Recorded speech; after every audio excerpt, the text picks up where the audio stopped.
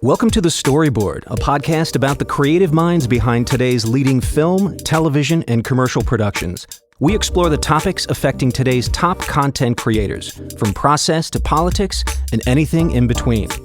The Storyboard is a joint production brought to you by Nice Shoes and Sound Lounge, leaders in post-production audio and video.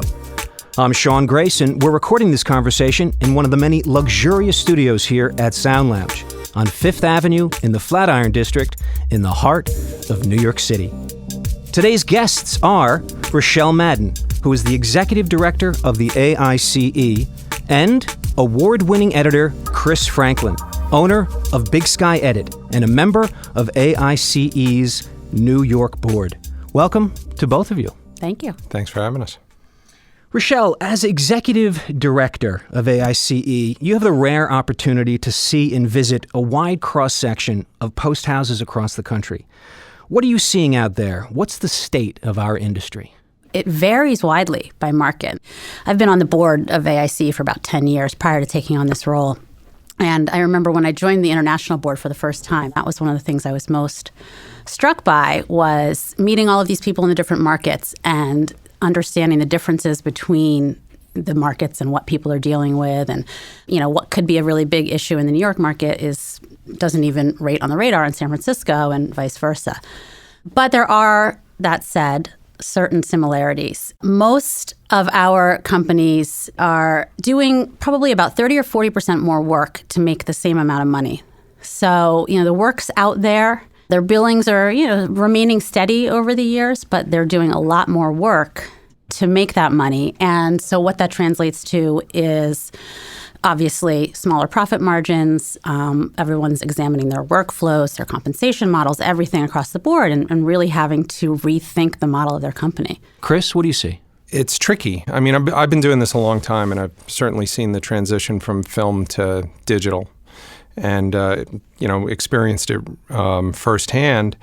And I think the thing that has been the biggest challenge on top of trying to keep your company profitable is trying to do things within the timeframes that you're given, which are usually pretty unrealistic. And certainly with the advent of digital files as opposed to film, we're dealing with, I would say, 3 times as much footage as we used to, as opposed to, when we used to shoot on film. So Sure. For any given spot, say a 30-second spot, you would get maybe, 3 to 4 hours of footage if they shot on film.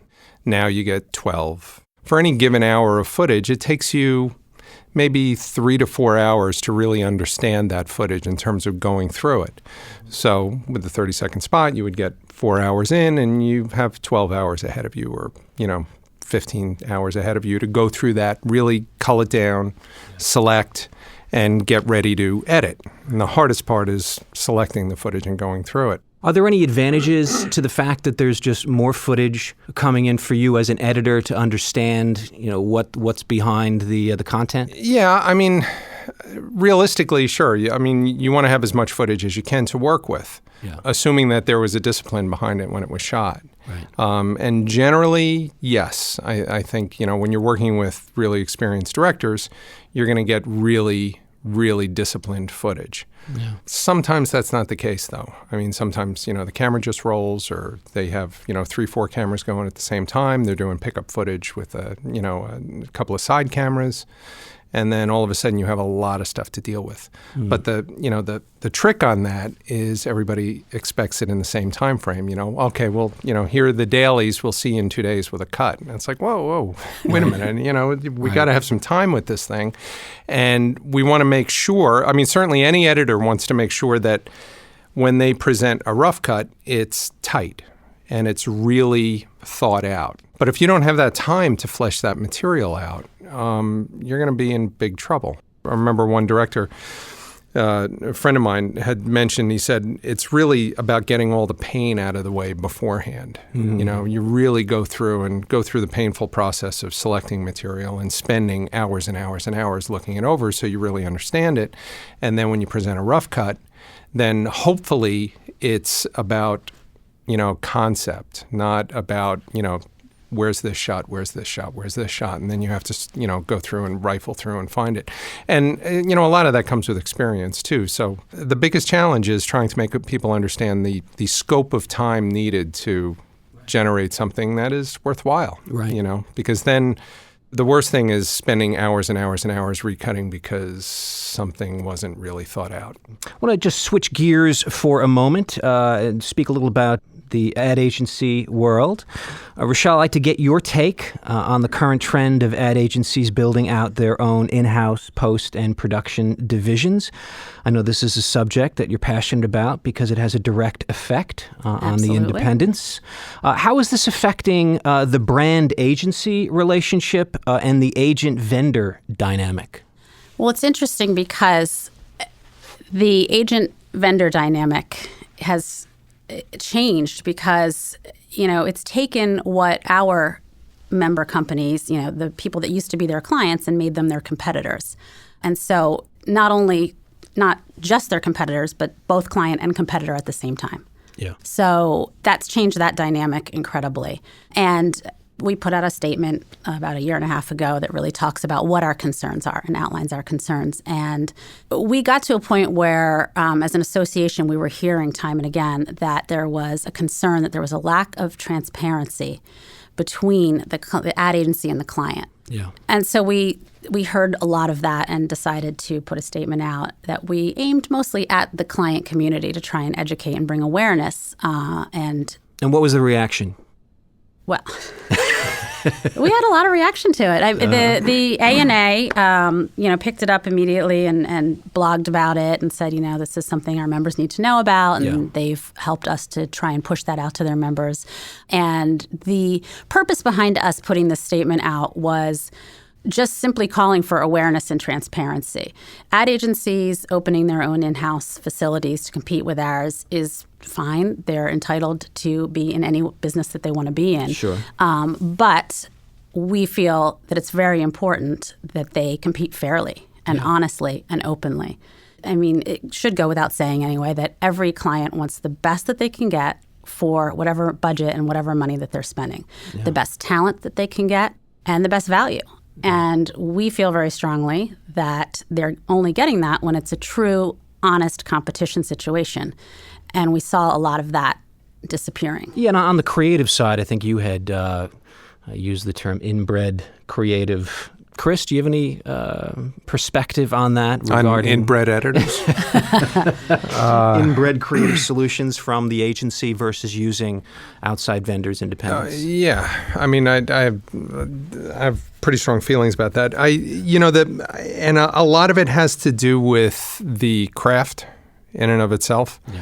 I got into this business because I love to edit. I mean, I literally love to edit. And one of the reasons why I started the company was because I wanted to do it on my own terms. And, have a great bunch of people that work for me at Big Sky, and it's a wonderful company. But the thing is, the other two editors that are working with me were my assistants. And they've come up within the company, and they're phenomenally talented editors.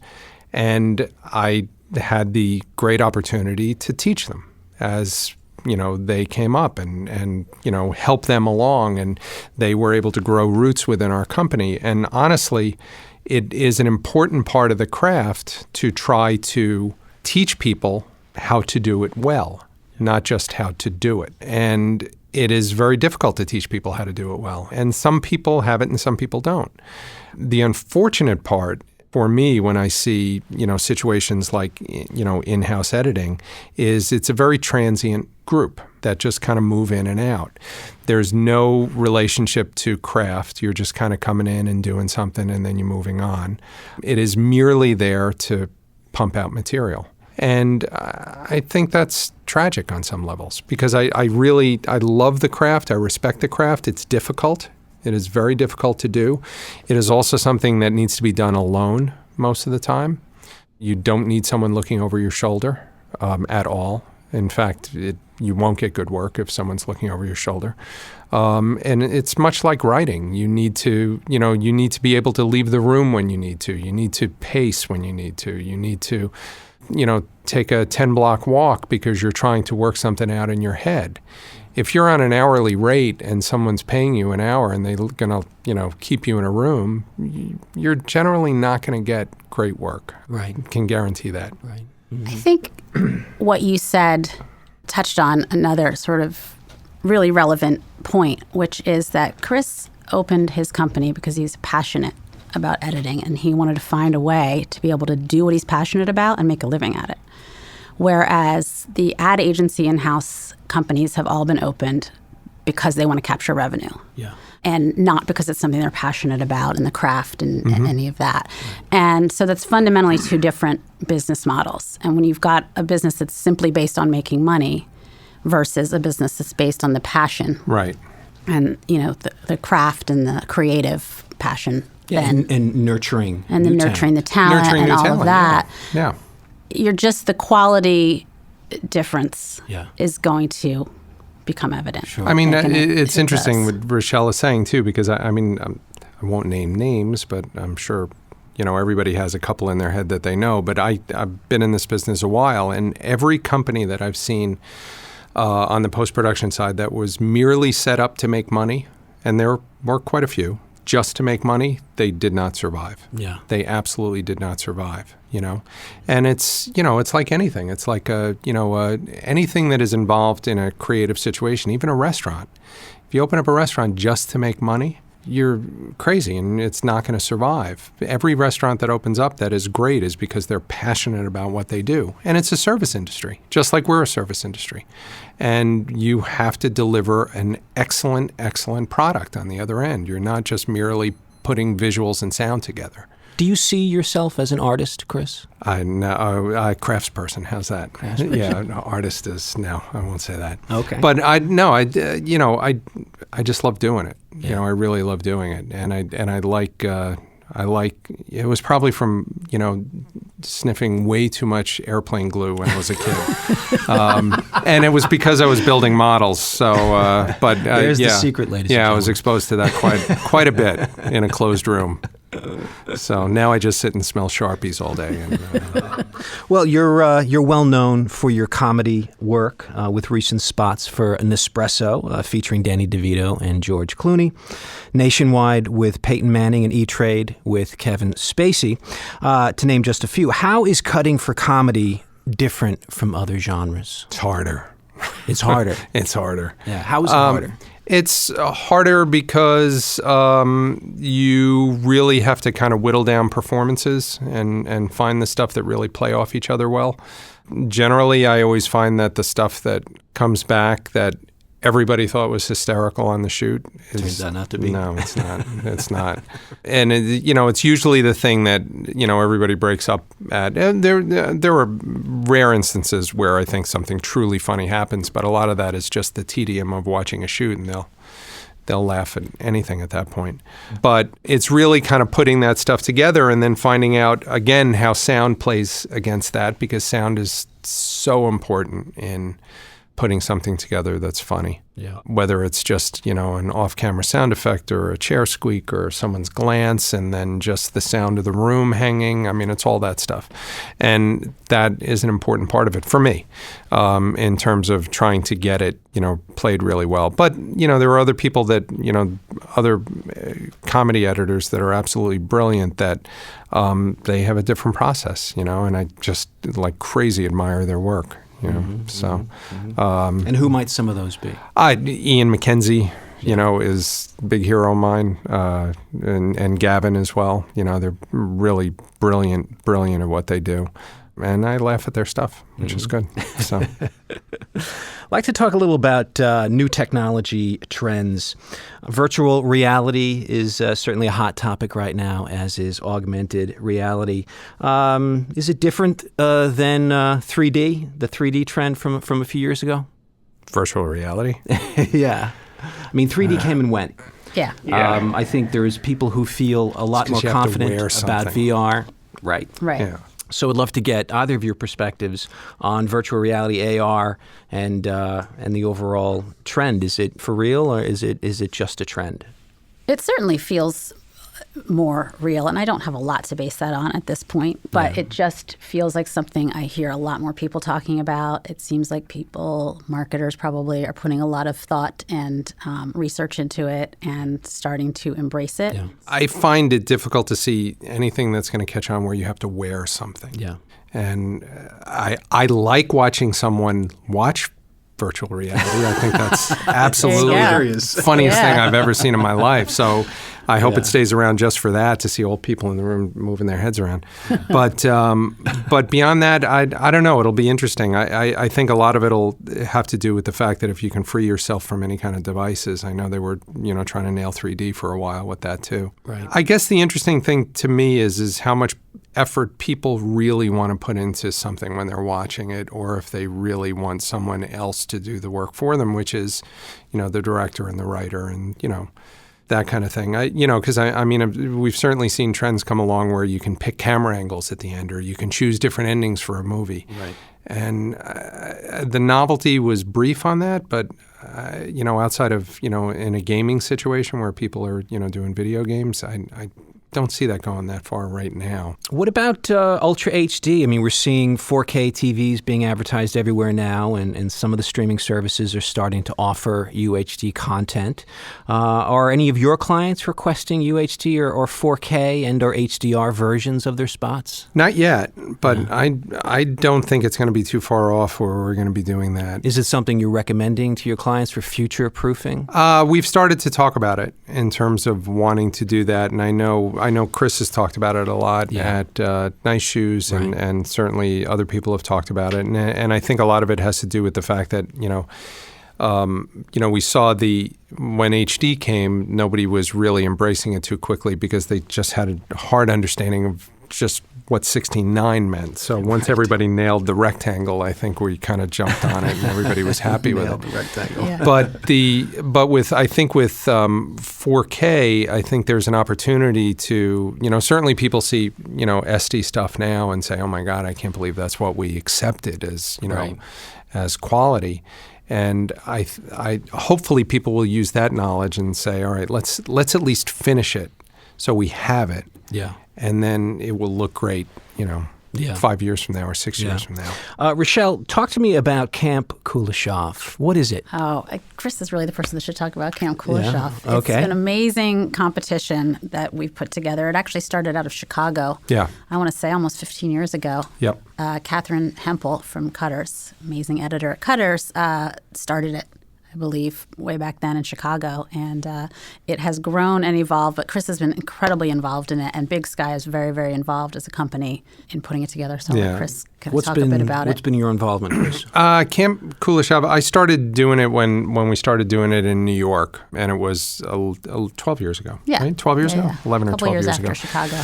And it was originally called Trailer Park. And then there was a company called Trailer Park who said, no, you can't call it that. Use that. So we decided to come up with a name, and we came up with Camp Kuleshov because of Lev Kuleshov, the German Russian filmmaker, who would transpose images and get different reactions from people. So you'd see a bowl, and you'd see a man looking at the bowl, and people would assume that the man is hungry. And then he'd change the bowl and he'd put a baby in there. And then people would say, oh, he's sympathetic to the baby. Mm-hmm. And it was classic editing. It's like you're changing people's reactions to things based on what they're seeing. And the Kuleshov experiment is tremendous. So we decided to call it Camp Kuleshov just because it's the core of what we do, which is manipulating images and manipulating how people see things. Yeah. And it was also the core of what the competition was, which is it was 4 assistants. And what we did was we gave the assistants a task. And the first year we did it, we gave them the task of, I think we gave them a list of like 3 or 4 movies. Mm-hmm. And we said, take these 3 or 4 movies and change what they are. Do a trailer for it. But if it's a musical, you need to make it a drama. If it's a horror film, you need to make it something else, but not a horror film. Mm-hmm. And the first year that we did it, we had a phenomenal success with the first and second place entries, which was the second place entry was somebody did West Side Story as a vampire film, which blew me away because it was so brilliant. And then the winner was Robert Riang of PS260, who took The Shining and made it into a family film. And that thing had literally blew up their server at PS260 because he had it up there, and this was before YouTube and Facebook and all that, and people were literally trying to download it all over the place because everybody was so excited about it, and it became a huge viral thing. And actually, I just saw it on a news site in Chicago. Someone posted it saying, "Oh my God, I've never seen this before." And blah, blah. It has a life that continues to go on. And that kind of spawned the whole thing in terms of people really jumping on it. And last year, for the first time, we had 7 of our 8 chapters participated because it's a local event. It still gets planned and organized at the local level, and not every chapter was doing it every year. But this past year, we made a big push, and we had 7 of our 8 chapters participate. And the winners from each of the chapters were put into competition against each other, and we crowned a international grand prize winner, which was really fun. So it added an extra layer to it, and I think we ended up we had about 150 entries across the country. Yeah. And, it's an amazing, and the editors love it. The assistants love it, obviously. It's a really exciting thing for them to be able to, and it goes back to the mentorship thing too, because it's an opportunity for the entire community to go out and just support the assistants who spend, the other 364 days a year supporting them. And a lot of assistants have said that it's really been their opportunity to show themselves within their company and to show other people what they can do. And it has given them a leg up in terms of progressing as editors. Yeah. There was one that sticks in my memory, and I think it was somebody from Kyle Edit who did it. I can't remember his name, but he was so good. And he's probably listening and saying, "Oh, Jesus Christ, I can't remember my name." But it was down at Kyle Edit, and he did a Groundhog Day as a silent German expressionistic film.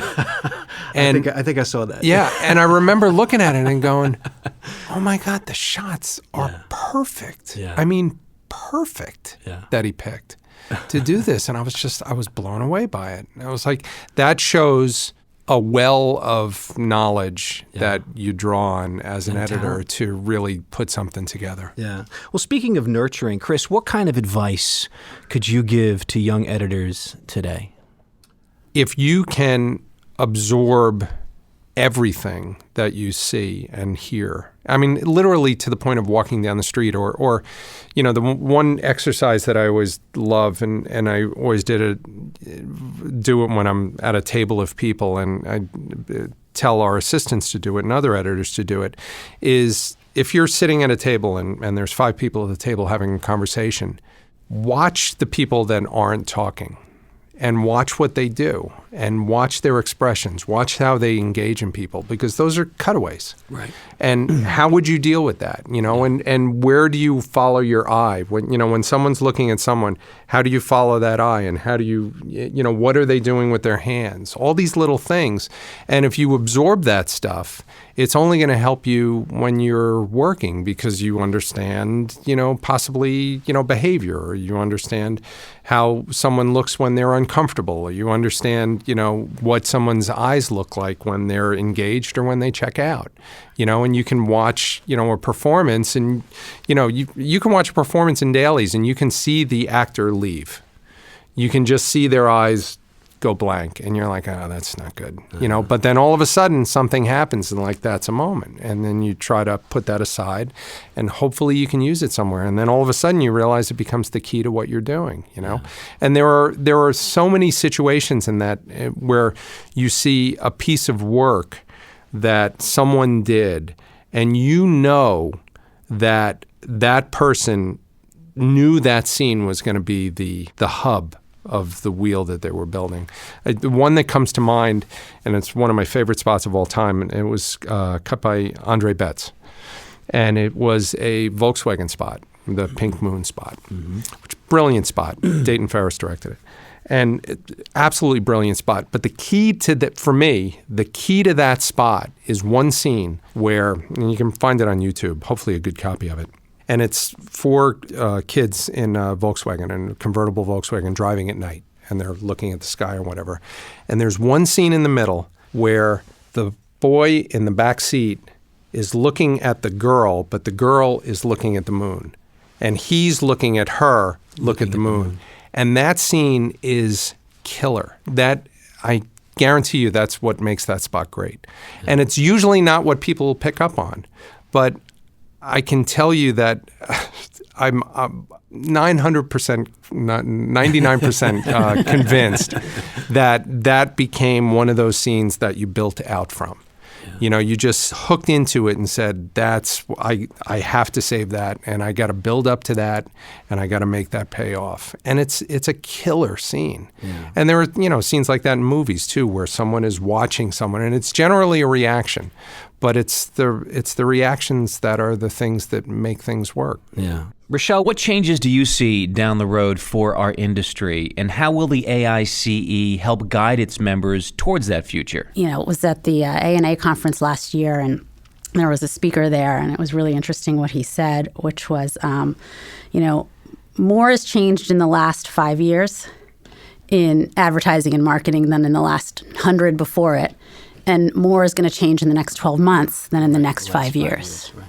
I don't see it as our role to know what the future is. Yeah. I just see it as our role to do everything we can to give our members the tools and resources to continue advocating for a healthy community, a healthy independent industry, within this world that we're all in, this advertising and marketing communications realm. And as long as we're doing that, then people will be able to and be prepared to handle whatever the future is for them. I want to thank both of our guests today, Rachelle Madden and Chris Franklin, for spending time with us and for a really engaging and insightful conversation. Thank you so much. The Storyboard podcast is brought to you by Nice Shoes and Sound Lounge, leaders in post-production audio and video. Executive producers are Sean Grace and Mike Gullo, with producers Paul DeCames and Taylor Maggard. Audio recording by Miles Regan. Thanks, everyone. That's a wrap. Thanks so much for listening.